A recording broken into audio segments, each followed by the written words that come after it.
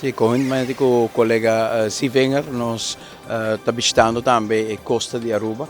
Naturalmente, di aree vulnerabili per noi che da intera costa di beach. Cominciando di Tamarijn bij te Arashi. E sicuramente tem hobby di hotel lang. Per noi naturalmente da area cammina con nostra economia da drai. E qualquer eventualidade que la ma começa a comer hobby de nos beach não tá motivo para preocupação e a noite porta maneira boa para a mira aqui na Rio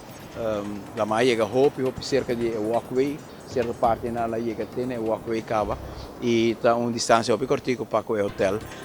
e nós está num horário 20 passado de 10 mientras escuta den orna di madrugada spera e efecto nan maior di orkan.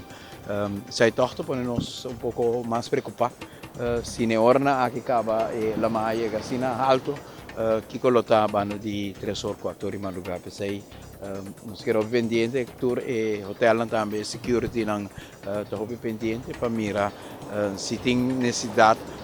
para tomar mais ação para prevenir qualquer dano também na propriedade.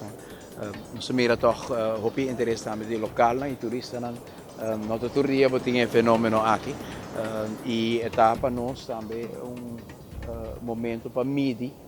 hopi beso ora kuta papia den termino nan di tema di cambio di clima global tapapé de aumento de nível de lama e hobby vezes parece algo hobby leu para nós, pero mira pouco cambio de nível de lama 30-40 cm e já acabava de mira com a lama chega hobby cerca de hotel tá algo seguro com para Aruba nós vai tomar em consideração de forma que nós vai planear proteção e especialmente hotel hobby cerca de lama.